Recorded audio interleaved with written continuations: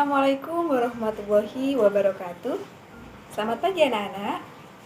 Bagaimana kabar kalian hari ini? Alhamdulillah sehat semua. Oke, sebelum mengawali kegiatan, seperti biasanya selalu diawali dengan doa agar apa yang kita pelajari hari ini berjalan dengan lancar dan tentunya bermanfaat untuk kedepannya. Berdoa mulai.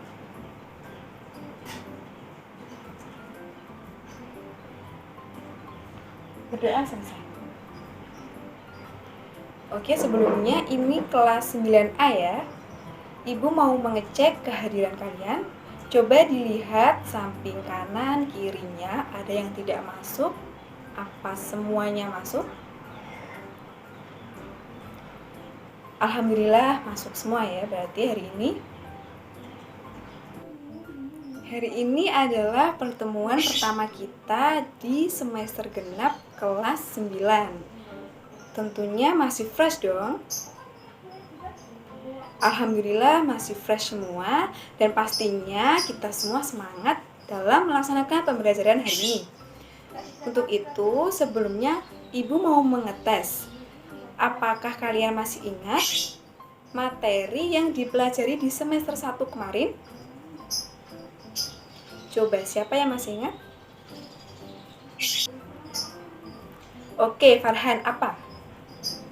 Perpangkatan dan bentuk akar, pinter. Yang kedua, persamaan dan fungsi kuadrat. Lalu apa lagi? Transformasi. Pinter, berarti kalian masih ingat semua ya. Nah, untuk materi di semester genap ini hanya ada sedikit karena nantinya kalian akan banyak ujian-ujian. Untuk bab 1, kita mempelajari tentang kekongruenan dan kesebangunan. Tapi di pertemuan kali ini, kita akan membahas tentang kekongruenan terlebih dahulu. Silakan dibuka bukunya, di buku paket ya, halaman 199. Sudah dibuka semua? Oke, di situ sudah ada ya kompetensi dasarnya, yaitu 3.6 dan 4.6. Silahkan dibaca sendiri. Nah, dari kalian pasti ada yang bertanya, Bu, apa sih manfaat dari mempelajari materi kekongruenan ini? Nah, untuk manfaatnya itu ada banyak dalam kehidupan sehari-hari. Misalnya, dalam pemasangan ubin di lantai rumah kalian. Nah, coba diperhatikan. Ubin di lantai rumah kalian itu pasti bentuknya sama, ukurannya juga sama. Nah, itu menggunakan prinsip dari kongruen. Nah, contohnya lagi pada lembaran yang ada di buku catatan kalian. Nah, itu kan bentuknya juga sama, ukurannya juga sama. Atau contohnya lagi yang kalian pakai yaitu apa? Sepatu. Sepatu itu bentuknya sama, ukurannya juga sama, nggak mungkin beda ukurannya. Seperti itu contohnya. Lalu, apa sih definisi dari kekongruenan itu? Ada yang sudah membaca materi atau mungkin sebelumnya pernah mendengar kata kongruen? Belum? Oke, Ibu maklumi ya, karena hari ini kan pertemuan pertama kita. Kalau begitu, Ibu berikan tayangan video, silahkan diamati dengan baik-baik ya.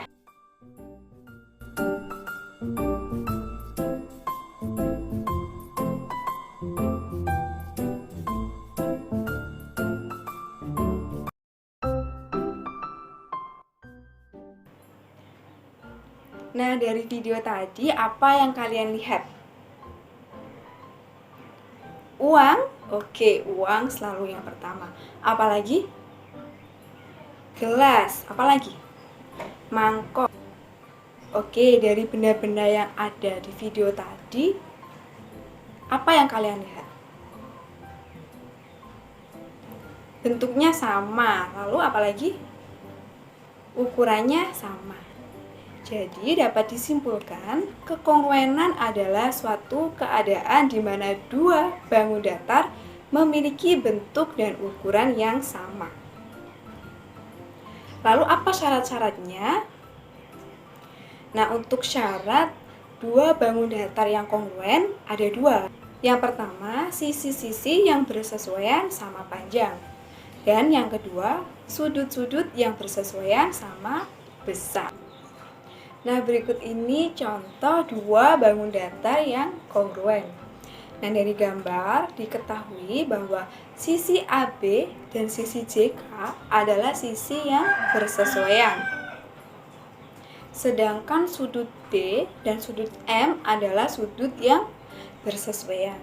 Kalau begitu dari gambar ini ada berapa pasang sisi dan sudut yang bersesuaian? Ada 4 pasang, pintar. Apa saja sudut yang bersesuaian? Sudut A dan sudut C, yang berarti besar sudut A sama dengan besar sudut C. Lalu apalagi? Sudut B dan sudut K, sudut C dan sudut L, serta sudut D dan sudut M. Sedangkan untuk sisi-sisi yang bersesuaian, ada sisi AB dan sisi JK yang berarti panjangnya sama, BC dan KL. Terus CD dan LM. Dan yang terakhir, sisi DA dan MC. Oke, pintar. Nah, langsung saja masuk pada contoh soal. Perhatikan gambar berikut ini. Diketahui dua bangun trapesium yaitu ABCD dan PQRS dengan panjang yang diketahui seperti gambar, dan sudut yang diketahui adalah sudut A dan sudut B. Yang ditanyakan yang pertama, panjang sisi AD, CD, PQ dan QR. Sedangkan yang B, besar sudut R dan sudut S. Nah, bagaimana penyelesaiannya? Seperti di awal tadi, syarat dua bangun datar yang kongruen berarti sisi yang bersesuaian sama panjang dan sudut yang bersesuaian sama besar. Berarti di sini yang pertama, yang bagian A, didata dulu sisi-sisi yang bersesuaian apa saja. Nah, nanti otomatis panjangnya akan sama. Perhatikan di papan ya. Kemudian yang kedua, yang diketahui adalah besar sudut A. Sudut A-nya berapa? 60 dan sudut B-nya 40. Didata dulu apa saja sudut yang bersesuaian. Yang bersesuaian adalah sudut A dan sudut P, kemudian sudut B dan sudut Q. Berarti otomatis ini besarnya sama. Nah, kemudian kita mencari besar sudut R. Nah, dari gambar diketahui bahwa sudut R dan sudut Q adalah sudut yang apa coba? Di kelas 7 sudah dipelajari apa? Sepihak. Sudut R dan sudut Q sepihak. Berarti besarnya berapa? Jika dijumlahkan, besarnya adalah 180 derajat. Nah, jadi sudut R ditambah sudut Q sama dengan 180. Sudut Q tadi berapa? 40. Berarti sudut R-nya berapa? 180 dikurangi 40.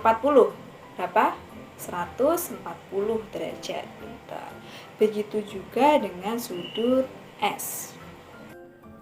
Nah, dari sini ada yang ditanyakan? Tidak ada, berarti sudah paham semua ya. Oke, kalau begitu coba diperhatikan ya. Ini ada 4 bangun datar. Bangun datar apa? Trapesium. Dari kalian siapa yang mau maju untuk mencari trapesium mana yang kongruen serta menjelaskan sisi-sisi dan sudut-sudut yang bersesuaian kepada teman-teman? Ayo, siapa yang mau maju? Mau maju apa Ibu tunjuk? Nanti kalau mau maju Ibu kasih nilai A+ loh. Oke, Putri mau maju ya, silahkan.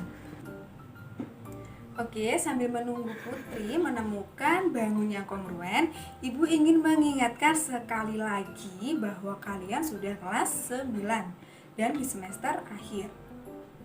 Berarti kalian akan banyak ujian-ujian yang akan dihadapi nantinya.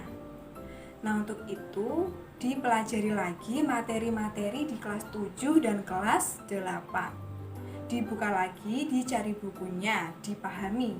Seperti tadi kan kita ada mengungkit materi di kelas 7. Siap ya? Belajar lebih rajin lagi? Alhamdulillah sudah siap. Gimana Putri, sudah menemukan bangun yang kongruen? Oke, kalau begitu silahkan dijelaskan kepada teman-temannya sisi-sisi dan sudut-sudut yang bersesuaian. Nah, tepat sekali ya yang dikatakan oleh Putri. Terima kasih Putri, bisa duduk kembali. Beri applause dong buat teman kalian. Oke, jadi tadi yang disebutkan oleh Putri yaitu yang kongruen, trapesium, KLMN, dan PHRS, di mana sisi-sisi yang bersesuaian adalah sisi KL dengan sisi PH, kemudian LM dengan sisi HR, lalu ada sisi MN dengan sisi RS, dan sisi SP dengan sisi NK. Sedangkan sudut-sudut yang bersesuaian ada sudut K dengan sudut P, lalu sudut L dengan sudut H, sudut M dengan sudut R, dan sudut N dengan sudut S. Dari sini ada yang ditanyakan? Tidak ada? Alhamdulillah sudah paham semua ya. Oke, lanjut pada kekongruenan dua segitiga. Nah, untuk syarat-syaratnya sama seperti sebelumnya, yaitu sisi-sisi yang bersesuaian sama panjang dan sudut-sudut yang bersesuaian sama besar. Nah, untuk contohnya seperti berikut.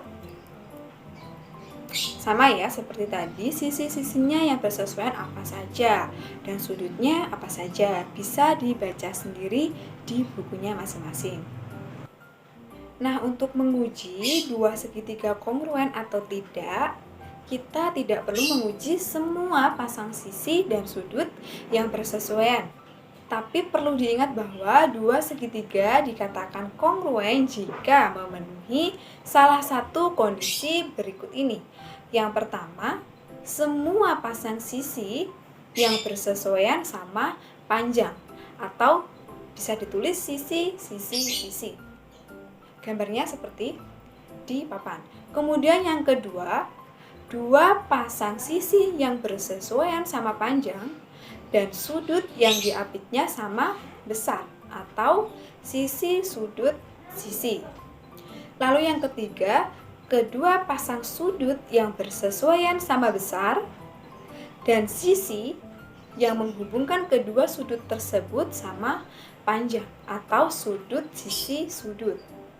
Lalu yang keempat, dua pasang sudut yang bersesuaian sama besar dan sepasang sisi yang bersesuaian sama panjang, atau ditulis sudut-sudut sisi. Dan untuk yang terakhir, khusus untuk segitiga siku-siku. Khusus untuk segitiga siku-siku ini, sisi miring dan salah satu sisi sikunya harus sama panjang, seperti gambar berikut. Nah, langsung saja masuk pada contoh soalnya. Perhatikan gambar berikut ini. Buktikan bahwa segitiga ABC kongruen dengan segitiga EDC. Nah, bagaimana penyelesaiannya? Yang pertama, diketahui bahwa panjang AC itu sama dengan panjang EC. Kemudian, besar sudut ACB itu sama dengan besar sudut ECD. Dari mana? Ada yang tahu? Iya, karena sudut ACB dengan sudut ECD itu saling bertolak belakang sehingga besarnya sama. Ini juga materi kelas 7 ya. Kemudian diketahui juga bahwa panjang BC itu sama dengan panjang DDC. Nah, berdasarkan kriteria sisi sudut sisi, Maka dapat disimpulkan bahwa segitiga ABC kongruen dengan segitiga EDC. Nah, dari contoh dua segitiga yang kongruen, ada yang ditanyakan? Tidak ada? Alhamdulillah, berarti sudah paham semua ya. Kalau begitu, Ibu kasih PR, ada 2 nomor. Seperti ini, buku ini. Oke, sebelum mengakhiri pembelajaran pada hari ini, apa saja yang dapat kita simpulkan? Yang pertama, definisi dari kongruen. Kemudian yang kedua, syarat-syarat dua bangun datar dan dua segitiga yang kongruen. Kemudian yang ketiga, untuk menguji dua segitiga yang kongruen, harus diperhatikan, harus memenuhi salah satu kondisi. Yang pertama, sisi sudut sisi, sudut sisi sudut sisi, dan untuk terkhusus untuk segitiga siku-siku. Oke, untuk pertemuan minggu depan kita akan mempelajari tentang kesebangunan. Dan jangan lupa tugasnya nanti kita bahas ya di pertemuan yang akan datang. Bisa dipahami? Alhamdulillah. Oke, kalau begitu kita tutup pembelajaran pada hari ini dengan berdoa. Berdoa mulai.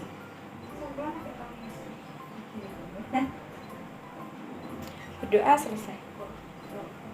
Oke, selamat mengerjakan tugas dan mempelajari materi minggu depan.